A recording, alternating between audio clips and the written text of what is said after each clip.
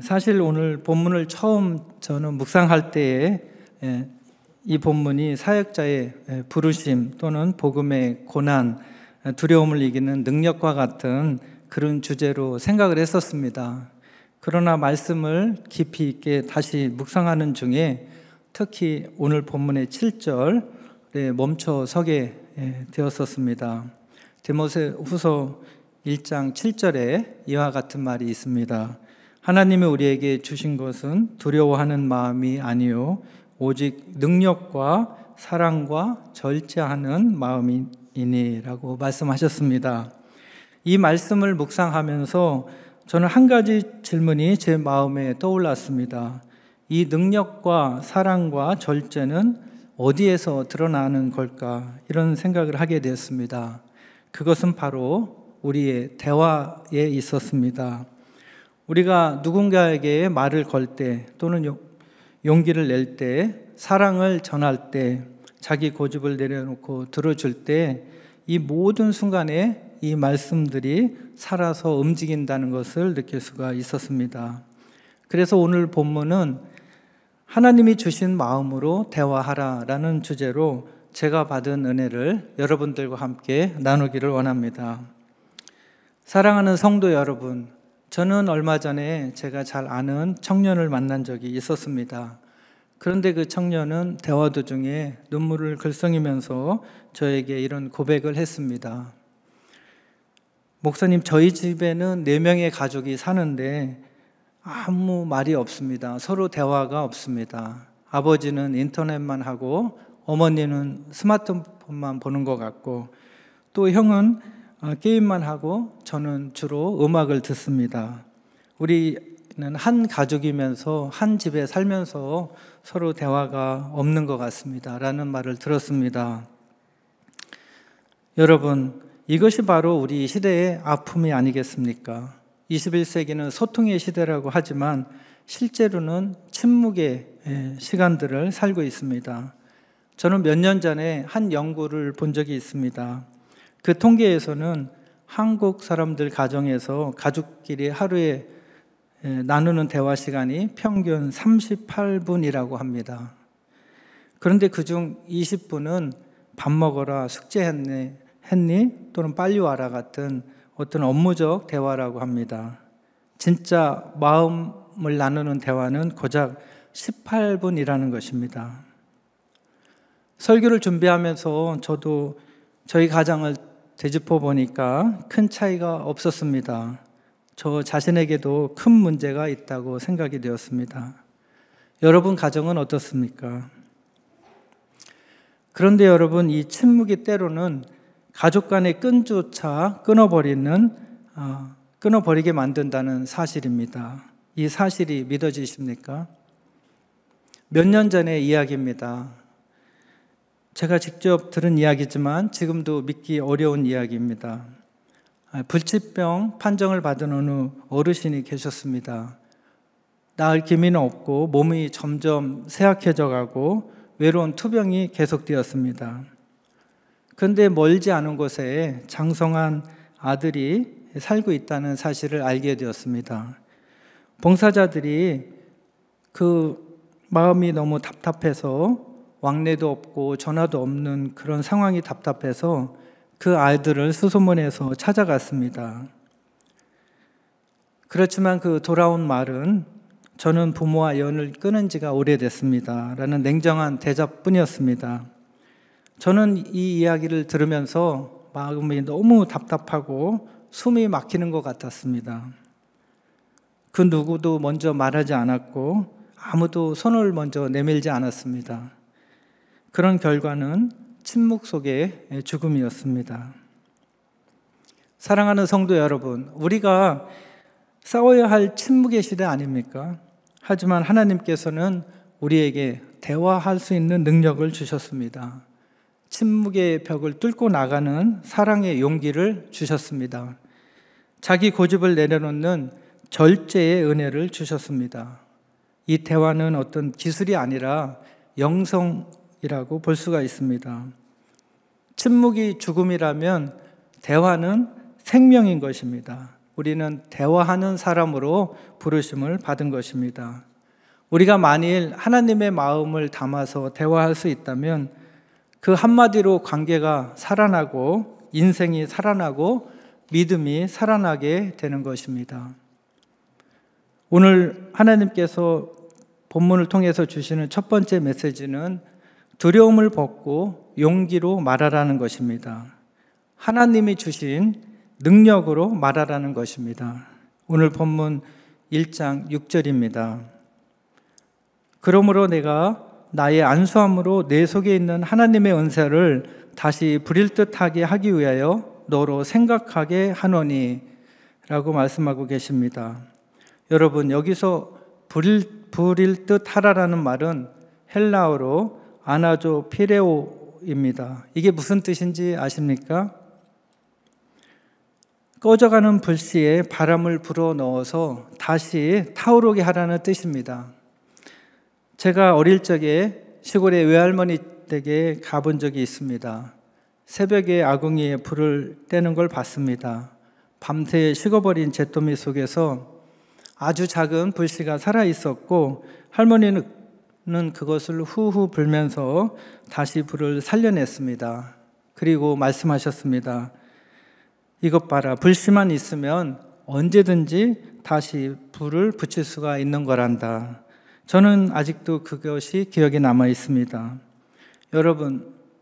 여러분 안에도 하나님이 주신 불씨가 있습니다. 그것은 바로 대화의 은사인 것입니다. 그런데 두려움 때문에 또는 과거의 상처 때문에 최면 때문에 그 불씨를 덮어버리고 있지는 않습니까? 오늘 하나님이 말씀하십니다. 부릴 듯 하게 하라. 그 은사를 깨워라. 다시 말해라. 다시 다가가라. 이렇게 말씀하고 계신 것입니다. 하나님이 주신 능력은 두려움을 이기는 힘입니다. 디모데후서 1장 7절 후반부에 오직 능력과 사랑과 절제하는 마음이니 라고 말씀하십니다. 여기서 능력은 헬라어로 디나미스입니다. 이 말은 바로 영어의 다이너마이트의 어원이 된 것입니다.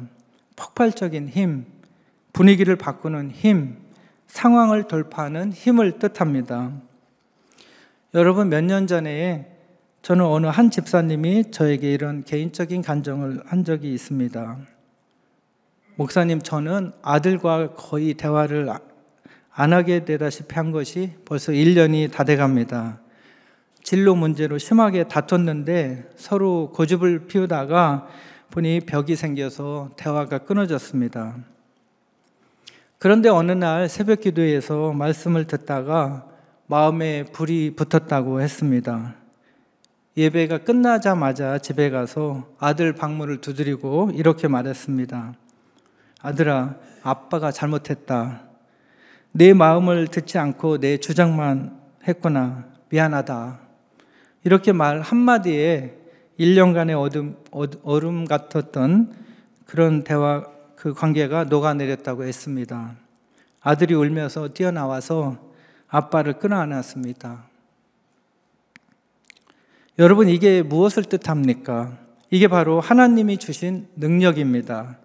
두려움을 이기고 먼저 말을 거는 능력, 이것이 사람을 살리는 대화의 힘인 것입니다. 그런데 여러분, 기억하십시오. 어떤 말은 상처가 되기도 하고 어떤 말은 기적을 일으키기도 합니다. 대화는 단순한 어떤 이메일이나 텍스트 같은 소통이 아닙니다. 생명을 살리는 하나님의 도구인 것입니다. 어떤 경우에는 기도보다도 더 깊이 사람의 마음을 움직일 수가 있는 것입니다. 그래서 예수님은 항상 먼저 다가가셨습니다. 요한복음 4장에 사마리아 여인에게 말씀하셨습니다. 물을 좀 달라. 당시에 유대인 남자는 사마리아 여자에게 말을 걸을 수가 없는 그런 상황이었습니다. 그런데 예수님은 그 벽을 넘어서신 것입니다. 누가복음 19장 삭개오, 모두가 손가락질을 하던 세리에게 죄인 삭개오를 향해서 예수님은 말씀하셨습니다. 삭개오야, 속히 내려와라. 내가 오늘 내 집에 유하여야겠다.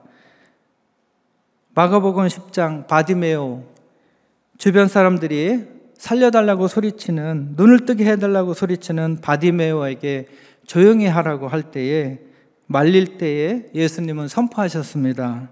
그를 불러오라. 예수님의 대화는 세상의 벽을 넘는 대화였습니다. 편견을 무너뜨리는 대화였습니다. 먼저 다가가는 사랑의 대화인 것입니다. 잠언 18장 21절에 이렇게 말씀하고 계십니다. 죽고 사는 것이 혀의 힘에 달렸나니 혀를 쓰기 좋아하는 자는 혀의 열매를 먹으리라. 여러분, 말에는 힘이 있습니다. 대화는 생명을 살립니다. 문제를 풀어가고 사람의 마음을 열고 관계를 회복하는 능력이 있는 것입니다. 어떻게요? 질문하면서 듣는 것입니다. 마음을 열고 공감하면서 들어주는 것입니다.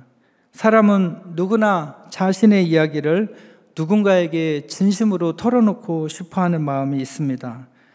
단지 누군가가 그 마음의 문을 열어주는 누군가가 필요할 뿐입니다. 우리 몸의 피가 계속 순환되어야 하듯이 우리의 사랑도 대화를 통해서 계속 흘러가야 되는 것입니다. 사랑하는 성도 여러분, 오늘부터 두려움을 벗고 주변의 사람들에게 말하십시오. 하나님이 주신 능력으로 말을 하십시오. 예수님의 마음으로 먼저 다가가시기 바랍니다.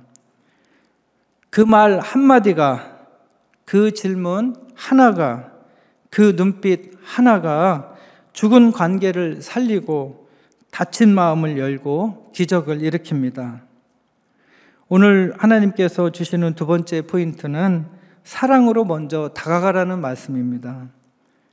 하나님이 우리에게 어떤 마음을 주셨습니까? 두려운 마음인가요? 아닙니다. 오직 능력과 사랑과 절제하는 마음, 그 마음을 주셨습니다. 이 사랑, 헬라어로는 아가페입니다. 조건 없는 사랑, 계산 없는 사랑, 반응을 따지지 않는 사랑을 말합니다. 상대가 잘해줄 때 내가 대화하고, 기분이 안 좋으면 말을 걸고, 내 뜻에 맞으면 다가가고, 이건 세상적인 사랑인 것입니다. 하나님의 사랑은 다릅니다. 먼저 사랑하는 겁니다. 먼저 다가가는 겁니다. 어느 분과 대화 중에 이런 대화를 한 적이 있습니다. 딸과 말이 안 통한다는 것입니다. 사춘기 딸이 방에서 나오지도 않고 말도 안 듣고 겨우 입을 열어도 몰라요, 귀찮아요, 스탑, 이런 말만 반복한다는 것입니다. 그러시면서 어떻게 해야 하냐고 저에게 물어보신 적이 있습니다. 제가 조심스럽게 물어봤습니다. 언제부터 그렇게 됐나요? 그 어머니가 한참을 생각하다가 이렇게 말했습니다. 성적이 떨어지기 시작하면서부터인 것 같아요. 그때부터 저도 모르게 자꾸 다그치게 되더라고요.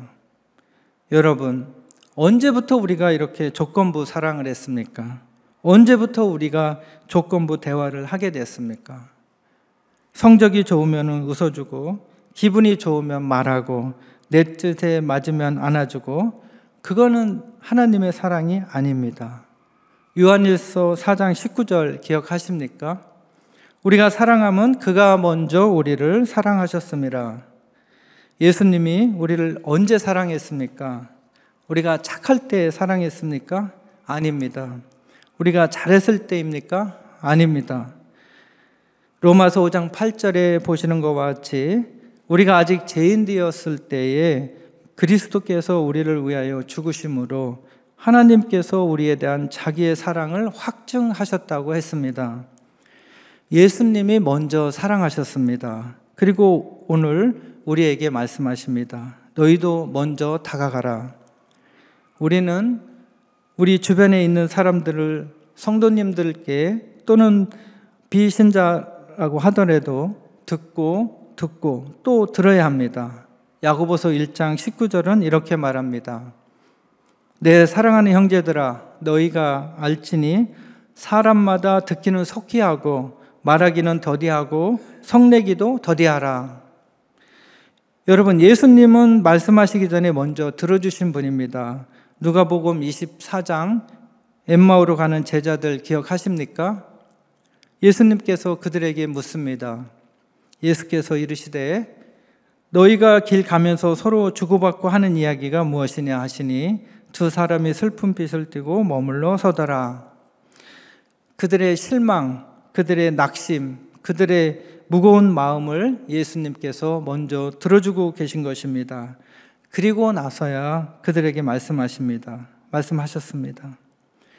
예수님은 언제나 사람들의 입을 본 것이 아니라 그들의 마음을 먼저 보셨습니다.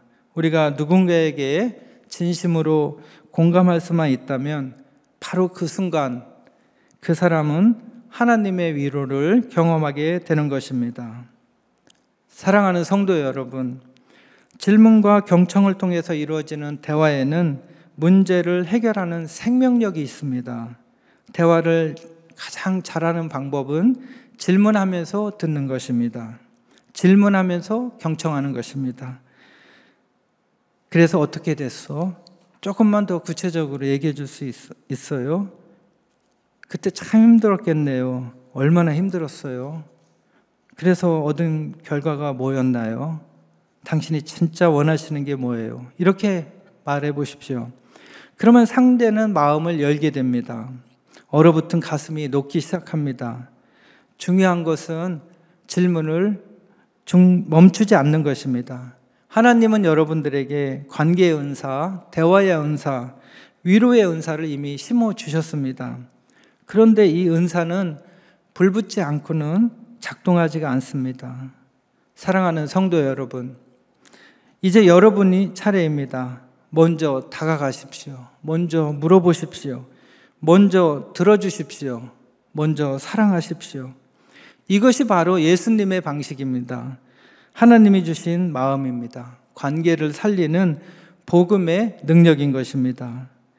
하나님께서 오늘 본문을 통해서 주시는 마지막 메시지는 복음을 위해서 자기 자신을 내려놓으라는 것입니다.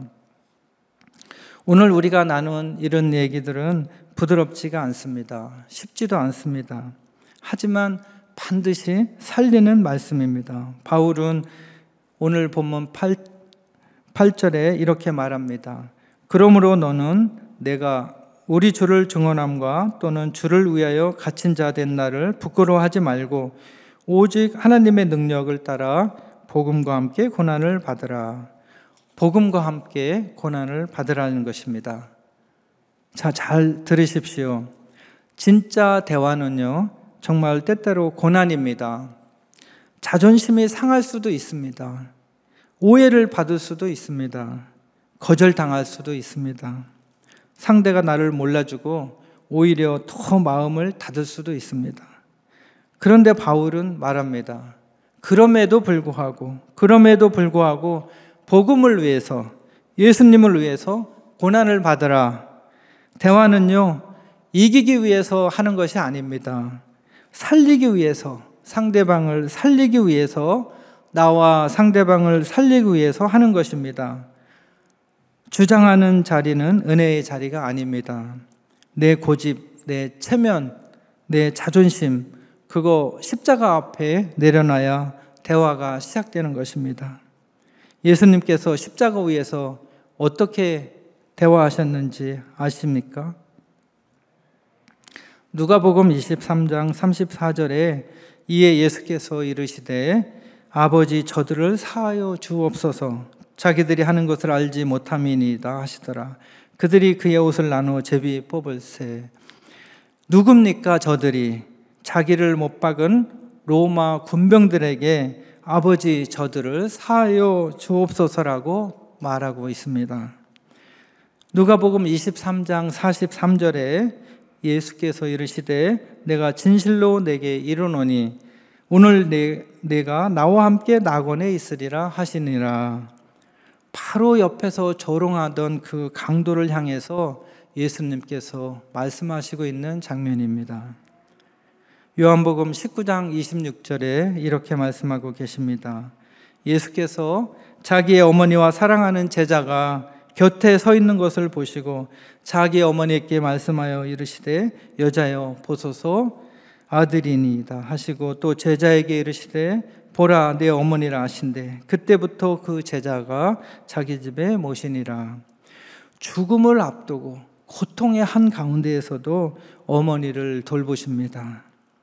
자기의 고통을 잊고 상대방을 먼저 생각하시는 주님, 예수님이십니다. 이것이 바로 예수님이 보여주시는 복음의 대화이면서 예수님의 대화하는 방식인 것입니다. 빌립보서 2장에 예수님의 마음이 담겨 있습니다. 예수님의 마음으로 대화하라고 하는데 예수님의 마음이 어떤 것인지 보겠습니다.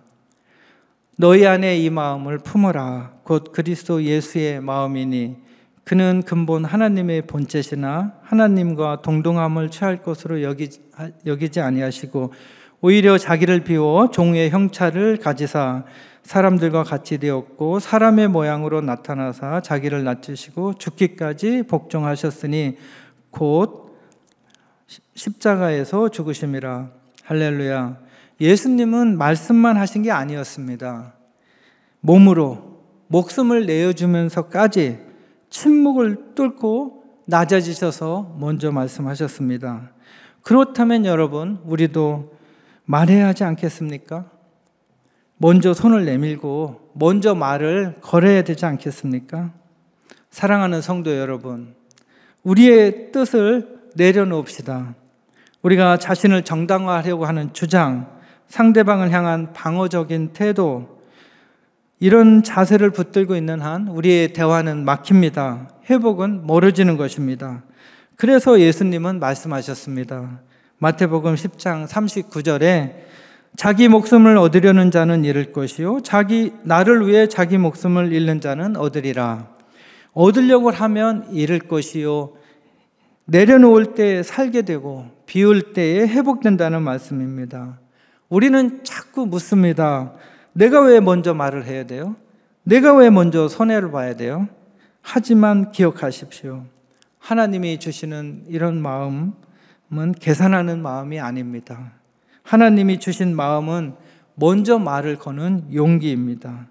하나님이 주시는 마음은 먼저 다가가는 사랑입니다. 먼저 내려놓는 겸손인 것입니다. 누군가 먼저 말을 해야 됩니다. 누군가 먼저 입을 열어야 됩니다. 이게 바로 십자가의 길인 것입니다. 예수님이 먼저 말씀하셨습니다. 그렇기 때문에 우리가 이제 말할 차례입니다. 괜찮아, 내가 먼저 말할게. 우리 다시 시작하자. 이 한마디가 복음의 시작이면서 십자가의 능력인 것입니다. 우리가 다른 사람을 사랑한다는 것은 하나님을 사랑하는 것입니다. 다른 이에게 내가 어떻게 알려지는가는 바로 내가 하나님께 어떻게 알려지는가와 같습니다. 예수님께서 이 땅에서 성육신하면서 우리에게 대화의 본을 보여주셨습니다. 성령의 열매가 되려면 온전히 파괴될 때 비로소 자라나는 성품이 있습니다. 그 성품의 대화를 통해서 길러질 필요가 있습니다.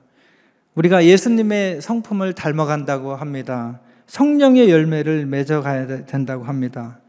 근데 우리가 산속에 가서 고식 공부하듯이 성경을 5,000번을 읽는다고 저절로 하나님의 성품을 닮아가겠습니까? 우리가 그 성령의 열매를 맺어가겠습니까? 사랑해야 되는데요. 화평해야 되는데요. 오래 참아야 되는데요. 자비를 베풀어야 되는데요. 온유해야 되는데요. 절제해야 되는데요. 이게 혼자 단련이 되겠습니까? 사람들 가운데서, 성도님들 가운데서 성령의 열매가 맺어갈 수가 있고 하나님의 성품을 닮아갈 수가 있습니다. 그래서 우리가 예수님의 마음으로 대화하는 것이 필요합니다. 그 훈련이 필요한 것입니다. 우리가 대화를 시작할 수 있는 이유가 무엇입니까? 우리가 잘나서입니까? 아니면 말을 잘해서입니까? 아닙니다. 은혜 때문입니다. 오늘 본문 9절에 하나님이 우리를 구원하사 거룩하신 소명으로 부르심은 우리의 행위대로 하심이 아니요 자기 뜻과 영원전부터 그리스도 예수 안에서 우리에게 주신 은혜대로 하심이라. 할렐루야. 우리는 은혜로 부름받았습니다. 은혜로 살아갑니다. 은혜로 말을 시작할 수가 있습니다. 그러니 이제 우리가 먼저 용서할 수가 있습니다. 왜요? 우리가 먼저 용서받았기 때문입니다. 우리는 먼저 사랑할 수가 있습니다. 왜요? 우리가 먼저 사랑받았기 때문입니다. 우리가 먼저 말할 수 있습니다. 왜요? 예수님이 먼저 우리에게 말씀하셨기 때문입니다. 이게 복음의 길입니다. 십자가의 능력입니다. 그 한마디, 그 손길, 그 눈빛 하나가 기적의 시작이 되는 것입니다. 이제 말을 맺겠습니다. 대화의 기적은 오늘부터 시작되도록 하십시오. 사랑하는 성도 여러분, 이제 여러분의 마음에 누가 떠오릅니까? 몇 년째 연락이 끊긴 형제입니까? 상처로 멀어진 부모님입니까? 마음을 닫아버린 자녀입니까? 교회에서 어색해진 성도입니까? 침묵은 관계를 죽입니다. 하지만 예수님의 마음으로 하는 대화는 사람을 살립니다. 오늘 저녁부터 당장 실천하십시오. 전화하십시오. 그동안 어떻게 지냈니? 네 얘기가 좀 듣고 싶다. 질문하십시오. 요즘 마음이 어때? 내가 너 도와줄 게 없니? 뭐 해줄 게 있을까? 그리고 사과하십시오. 내가 미안해. 우리 다시 시작하자. 감사하십시오. 그동안 고마웠어. 내가 있어서 참 든든했어. 힘이 되었어. 여러분, 대화는 영혼의 수술입니다. 대화는 관계의 부흥입니다. 대화는 생명을 살리는 치료약인 것입니다. 예수님께서 먼저 말씀하셨습니다. 수고하고 무거운 짐진 자들아 다 내게로 오라. 내가 너희를 쉬게 하리라. 사랑하는 성도 여러분, 오늘부터 하나님이 주신 마음으로 대화를 시작하십시오. 오늘부터 복음의 능력으로 관계를 회복하십시오. 그리고 그 자리에서 하나님이 일하시기를 주님의 이름으로 축원합니다. 기도하겠습니다. 사랑의 하나님 아버지, 제 안에 잠들고 있는 대화의 은사를 다시 부릴 듯하게 해 주시옵소서. 두려움을 이기고 먼저 말 걸 용기를 주시고 사랑으로 먼저 다가갈 따뜻한 마음을 주시고 복음을 위해 제 자존심과 고집을 내려놓게 하여 주시옵소서. 예수님의 마음을 품고 오늘부터 새로운 대화를 시작하게 하시옵소서. 침묵의 벽을 허물고 생명의 다리를 놓게 하여 주시옵소서. 우리 가정과 교회와 공동체에 대화의 기적이 일어나게 하여 주시옵소서. 예수님의 이름으로 기도드립니다. 아멘.